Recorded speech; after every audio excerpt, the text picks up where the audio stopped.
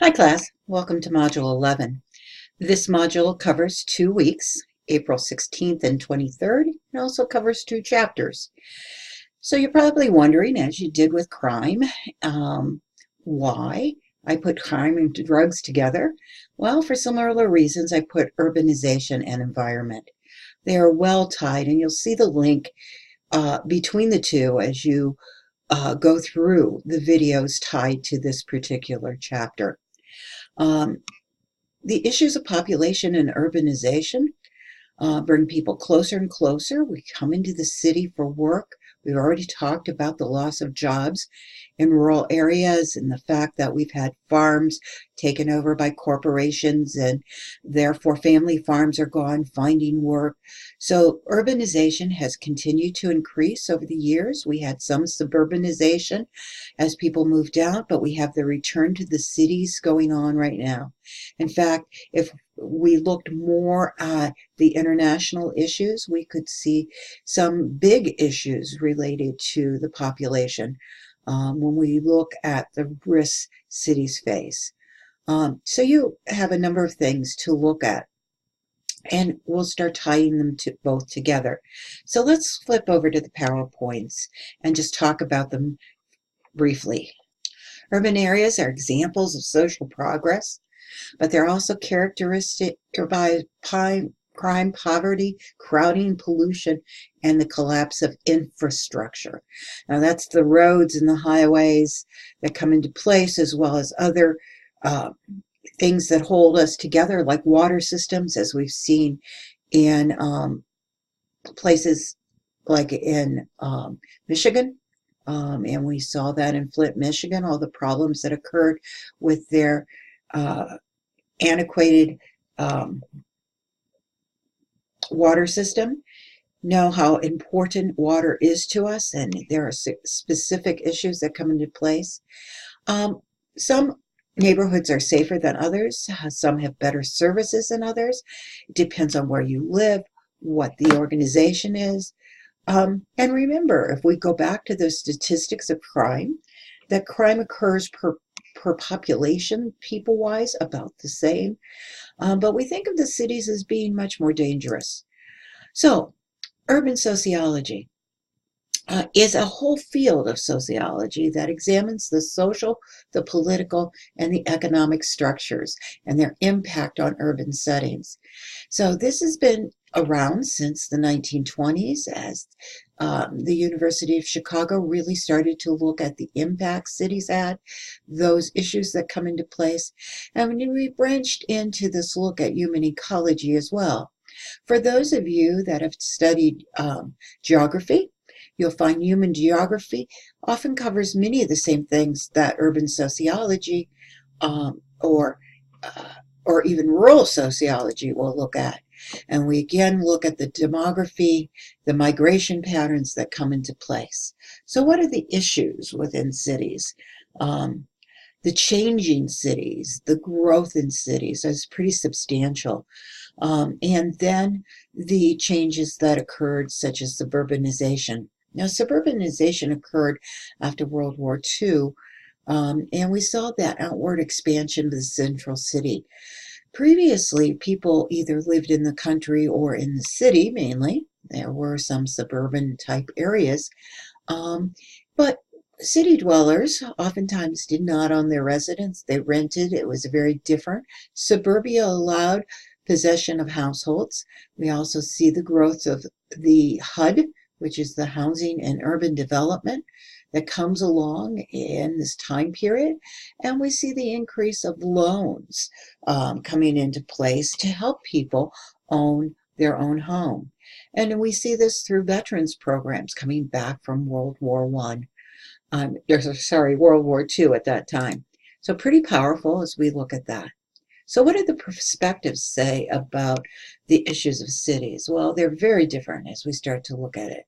The functionalist perspective focuses on the weakening bonds and the function and dysfunction of urban situations.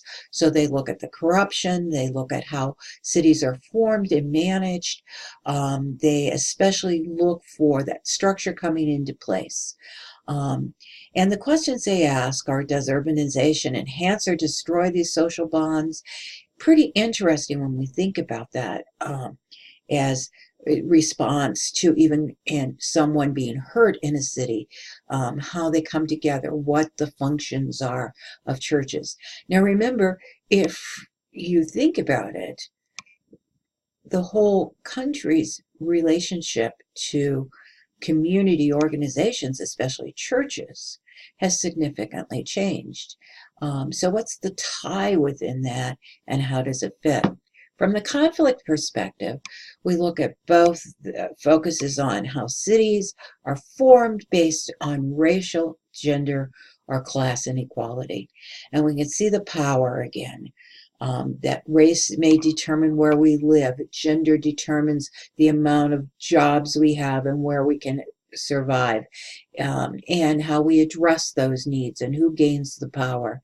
Finally, the interactionist especially considers city living as a state of mind, urban living as it's related to social problems, how cities become part of our definition, how we establish those common treatments for those social problems. No surprise to you as we look at what the social problems are in the city. The increase of decay in cities. Some say the demise of American cities, which is interesting because we've had some amazing regrowth in some major cities, but cities that fall into areas that are not as well financially, where employment doesn't exist, especially places like Detroit and Cleveland and even Pittsburgh within that have lost their industrial hub.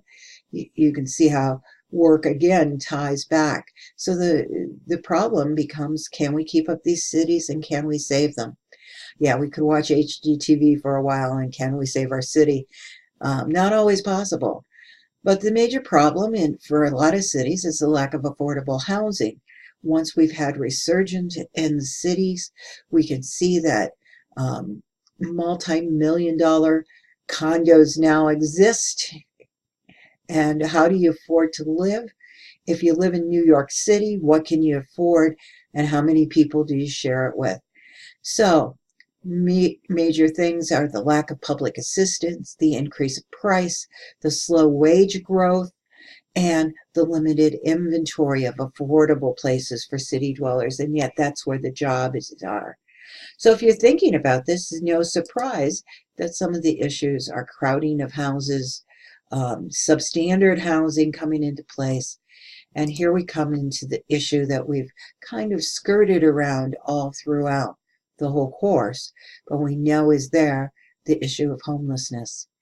Now, as I'm recording this early, I was in Baltimore last week for the ESS, and I saw more homeless there than I have ever seen in all the other years we have gone there, just all over the place, a city that is in trouble. And we know that there are racial issues that have arisen in that area as well, and we can see the high need that comes into place. The Department of the HUD, U.S. Department of Housing and Urban Development, that I mentioned before, estimates that there are 178,000 people that are homeless on one given night. But remember, we can't get good statistics on homelessness at all. We try to do it as at one point in time survey and look at that issue. Other urban issues include the gentrification. That's the process of a neighborhood change, which results in the replacement of that lower income residents for the higher. It's a double-edged sword. It brings people who are fairly rich into the area, improves the whole area, but then where do the other people go and how do they maintain that together? Other issues include urban sprawl. Think of the issue of boshwash. Now, your book uses that term, so you should know what it is, but it's basically the largest concentration of people, and that goes from Boston all the way to Washington, a massive amount of urban problem and urban sprawl. We can see the same as when we go over to LA, down to San Diego, the conditions that come together with that growth. So significant issues to consider here as you're going through and you look at what needs to be in place um, to help the population in that area. So you're going to see a few quick videos on the issues here. Okay, so the first talk is about cities that I'm asking you to watch, a TED Talk, and the second one is about the tale of urban renewal, which will lead you into environment as we start looking at it. And then Trash Incorporated is a very well done documentary by CNBC. And you may have even caught this on MSNBC or CNBC when it was shown. It's still very pertinent, both relating to cities and starting to look at the issues of environment. Well, let's talk about environment for a few minutes before you go back and start exploring those things. The most polluted places, top 10, none of them in the United States, but interesting as we start to explore this. Notice none are in China, and yet Shanghai was in deep trouble when it had the Olympics there because of the high Beijing was, because of the high rate of pollutants in the air. It's a very dirty city. If you've been there at all, you've seen that. I have not been to Beijing, but I've been to Shanghai, and the touristy parts are kept fairly clean, but the rest of it is terribly polluted, as the breathing air is detrimental to the population, as well as the trash collection that you'll see within the Trash Incorporated movie as well. So environmental problems are human problems. Humans create the environmental problems. Many of you may have considered environmental problems as you were doing your photo essays, and you can see why it's really important to consider air pollution, water pollution, soil pollution, even in our own backyard when we think about the Love Canal up by Buffalo, as the problems that soil is not able to be used, and homes and people were the illness with it. We can even consider the environmental problems of the mines burning in Pennsylvania. All of these are pretty substantial as far as what's happening to our environment and how it affects the population. Once more, this is a topic that makes up a whole course, and Dr. Madigan teaches it here at Mansfield, based on environmental sociology. There are majors in people who get their PhD just in environmental sociology. And so there are universities like the University of Tennessee that specialize in it. But environmental sociology considers the interaction between our physical and our natural environment with the social organizations and our social behaviors that pull it together. So what are the perspectives come into play? So you've got the more detailed, but quickly to look at them. Environmental problems are dysfunctions of modern living, and they result from agriculture and industry. And the problems are related to how we consume. Very true as we think about even the consumption of chicken in our diet. Some of the major environmental problems from chicken runoff or from runoff into waters and polluting, and the steroids and the drugs that are given these animals to keep them healthy or keep them more alive gets filtered into the soil and into our water and then affect our population. And we've seen that we have children becoming more mature, their body, the hormones in their body are maturing at younger ages, introduced by some of these functions. So you can see the whole structure that comes into place.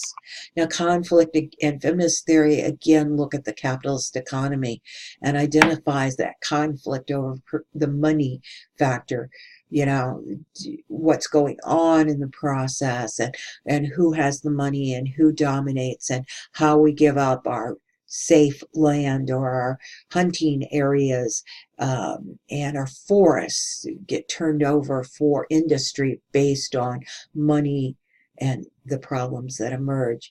Feminists, of course, look at the domination of women in this particular place, but it also is the fact that women are often hurt a great deal more by these environmental issues, because especially in countries like Africa is not a country, but in those countries that are in the African continent, women are the people who stay home and farm and try to get by on those issues. And we can see the risks for the population that comes into place. And interactionist perspective addresses how we deal with that environment and what we create and what we do for ourselves. In my in-class, I demand that they walk into the hall and recycle a bottle. How I see environment as part of my life, the choice of my family to put on solar panels and to use geothermal energy instead of typical fossil fuels, especially electricity burning at a higher level. So what are the issues of environment? Climate change. Very important. And remember, we don't call it global warming anymore because it's really climate change. There are places that will get colder and there are places that will be warmer. And there's some significant issues that come into place in that. As the area is warm, then different animals come into the area, different bugs, and we've seen the increase of West Nile virus by the mosquitoes that increase their area by the warming of society, by the whole warming of the earth. So multiple things in here. Probably the area you've heard the most about when we talk about this. Now, 99% or 98% of scientists agree that we are in a process of global warming or climate change, and it is brought on by man. However, the general population, only about 70% agree with that. And so there's a difference in how we follow through. Significant issues include air quality. And so there are brownout days, leaving out major cities. And again, why we tie these two together. So cities like New York or Atlanta will have multiple days that the smoggy air affects their children, that they'll have high alert days where people can't even travel into the city. And we can see that air quality is affected by both our use of the combustible engine, the car, right, as well as the amount of pollution that's generated by our industry and how it comes into place. Hazardous waste sites. Boy, we just mentioned that when we talked about the Love Canal, but multiple things come into place as we look at these hazardous waste sites that affect our neighborhoods and make them unsafe. Dumping of waste becomes a real issue. And in fact, today, as we're dealing with nuclear waste, we take it and we bury it into lands out west. Usually the poorer Native American tribes take it in for a price, just like we do waste. As you look at Trash Incorporated, of the poor areas of Pennsylvania take in New York City's waste to build amazing landfills, and we will be taken over by it. But the hazardous waste sites, then what do they create for the future? Water quality. Pretty significant. Overall, the quality of the water U.S. lakes and streams has improved, or at least not significantly deteriorated since we put in the Clean Water Act of 1992, but there's still a lot of issues, and we know that just by knowing what Flint, Michigan went through within the lead that was in their water supply, and then the pollution from where they were taking the water. Significant issues as far as quality of water across the world. This is probably one of our biggest concerns. So you look at the statistics within your chapter that talk about the clean water available. So a lot going on here as well as you go to that, and you look at some of the solutions like grassroots movements. So you'll find this last video, Ted, again, Majora Carter, you're going to see her up here, and a number of years later, you're going to see her telling some social, addressing some social issues through eco activism. Some solutions people have reached out to trying to solve these problems of cities and environment. Pretty strong as we start to explore those. I think as you pull these all together and you move to your discussion board, you'll find that it's pretty interesting as you intertwine these two. So to finish, this discussion is of urban problems. How do they affect the United States? Think about them globally. And what are they, and do they affect us? And should we be concerned if you're from a rural area? And what are the environmental issues linked within this process? What ties to the urban and rural? As you've examined these films, I think that it will help your discussion. With that, have a great week. One last module to come.